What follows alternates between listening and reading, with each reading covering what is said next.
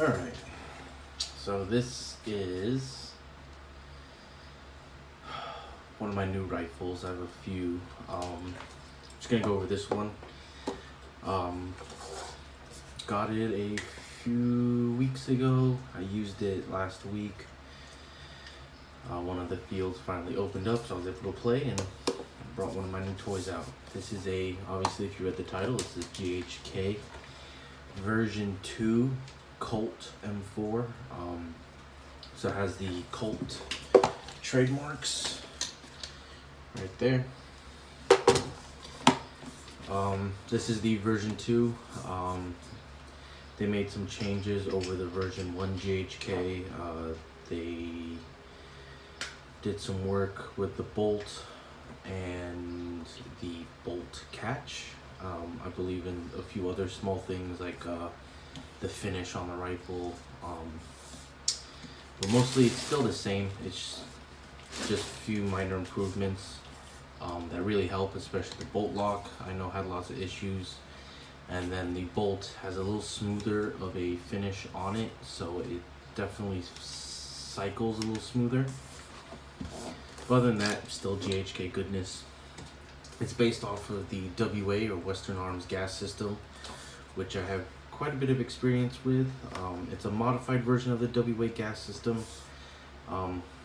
If you follow my channel, you know I've had a lot of work with the GMP gas blowbacks, and those are pretty much a direct copy of the WA gas system. So, very familiar with it. They just did a few different changes to it, mostly in the fire control group and the valve knocker assembly.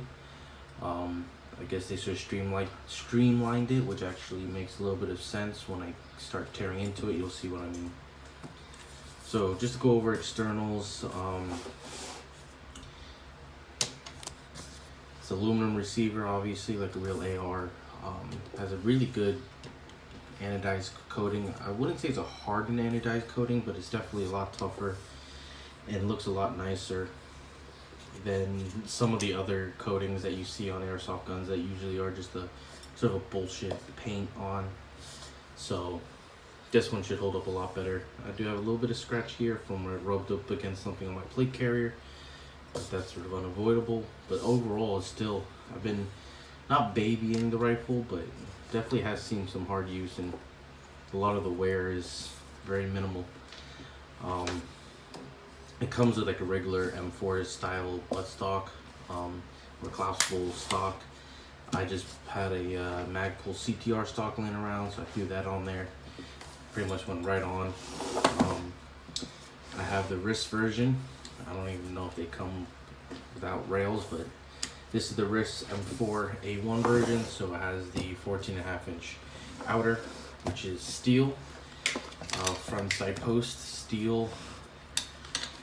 The rails are CNC aluminum. These rail covers are like they're real nice armament rail covers I had. Let's see. That right there is an anti-rotation lever. I just got that just in case. I know my old GMPs had issues with the pins walking themselves out of the holes, especially after a lot of use, so I just thought of doing this modification right off the bat. As for accessories, I run a 3-point sling. It's what I'm used to. I like it. I have a Repro ACOG scope with the red chevron reticle, which I'm also very used to. Let's see what else.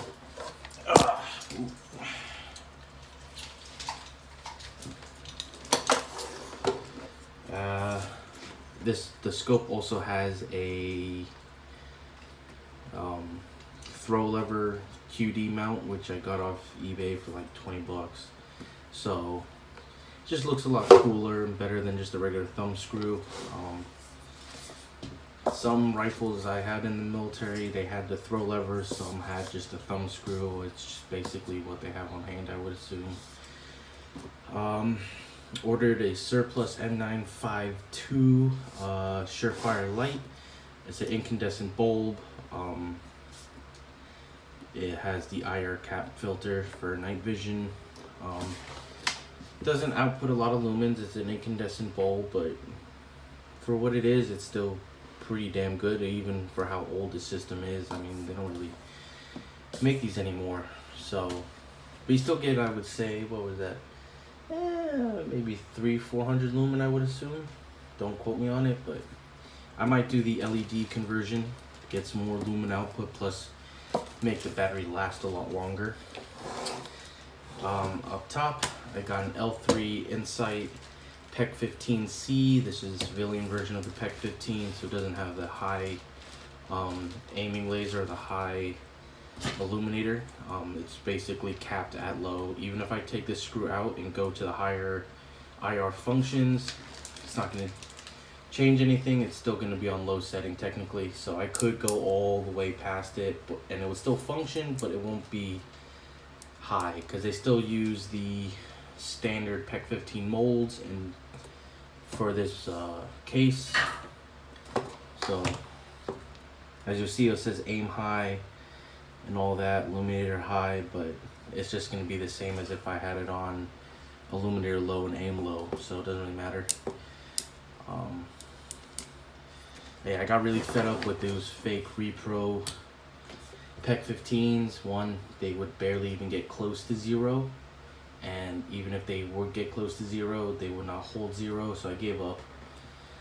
I know it's probably a little overkill for airsoft, but for me, I got tired of wasting money on buying repro PEC units and them failing or not holding zero. It was just a lot of pain. Let's see, that's externals. This is a custom UID label or tag that got made. The only difference between a real M4A1 UID label and this one is that the cage is different.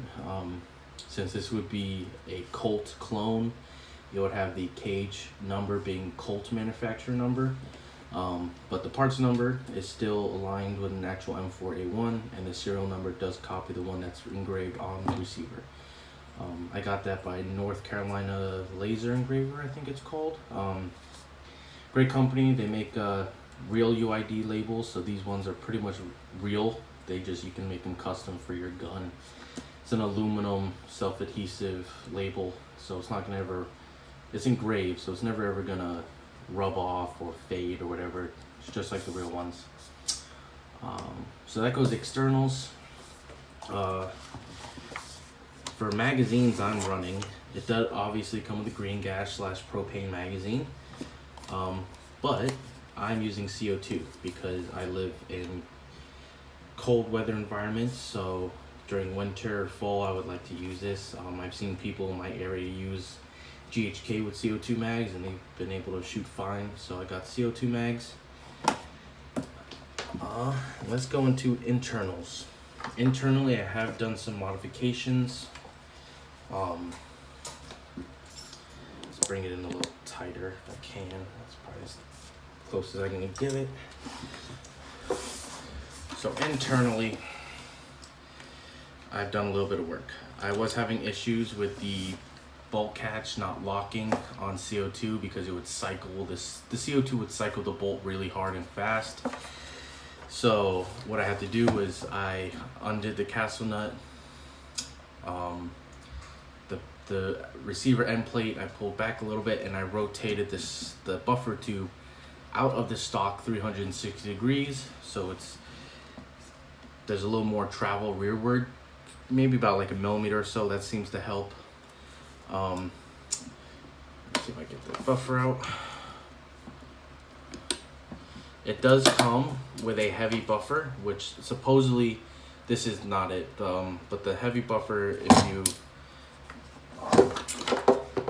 take the rubber pad out, you supposedly can knock out the weight that's inside to make it a lightweight buffer. I tried that, didn't work. I did have one of these handy from one of my old GMPs. This is a real steel buffer for ARs. I don't remember the company. It's a T1 whatever Spider. You can look it up. It's I think a tungsten buffer or something. It has I don't know if you can be able to hear that, but there's like a granulated dust or metal inside of here to help dampen bolt bounce back, because the bolt's cycling forward, it might bounce back, so this helps dampen a lot of that force. But it's also a lightweight buffer. Could be wrong, it's been a while since I looked it up, but I'm assuming T1 is because it's a 1 ounce buffer. Kind of feels like 1 ounce too. So this spot I've been running, it helps cycle a little faster compared to the heavy buffer. This is still the stock GHK buffer spring. I do plan on getting a stiffer buffer spring just so I can make it a little more snappy. If I'm not gonna use full auto, and if I have to make really quick follow-up shots, it still runs pretty great as is right now. I just want to try out a stiffer buffer spring, since when I was doing my research about GHK owners, a lot of them have recommended using a stiffer buffer spring. Usually they use a Vipertech. It's been kind of hard for me to find a Vipertech that's in stock, so I did find on Simoon, where I got this rifle, they do sell a stiffer recoil or stiffer buffer spring. So I'm gonna try that out. But let me get this front pin out and I can show you how this differs from a normal WA gas system. So if you're familiar with GMPs or other true clones of a WA like a King Arms M4, your bolt catch area is a piece that actually comes out. And inside that little block you have your valve knocker, which is like just a little piece of bar, metal bar with a spring on it. So the hammer hits it, pushes the valve on the magazine, releases gas, so on and so forth. Here, I don't know if you can be able to tell, but you see inside the hammer you have a piece of metal going through, and that is your valve knocker. Let me take it out safe. So if I fire it, you can kind of see it there. So that is directly connected to the hammer. That's how it's a little different. It makes a lot more sense to me actually, and I could see why GHK did this. You get a lot more positive strikes on the magazine. One with the older style or the GMP style of valve knocker assembly, there is a little more that can go wrong with it. So this being GHK, there's fewer pieces technically inside the receiver that could fail, since they're all these separate little pieces that go together. This is sort of more of a streamlined process. Let's see. The bolt catch is a little different from the GMP or other gas blowbacks, where the bolt catch arm, the arm itself, this assembly would be what connects to the bolt to lock it back. Instead, if I can show you, the bolt catch actually pushes up on a separate piece, this piece right here, that's in its own little channel. And that little piece right there is what actually stops the bolt from going forward when you are out of rounds or you manually want to lock back the bolt. A lot more positive lock on the bolt, like really positive. It's actually to the point where it's kind of a downside, because let me get this rifle back together. It's actually kind of a downside because when you're trying to go do those really quick reloads, you're under pressure, like you got a guy pushing up your little piece of cover and he's like right around the corner, you want to reload that empty mag into a fresh mag.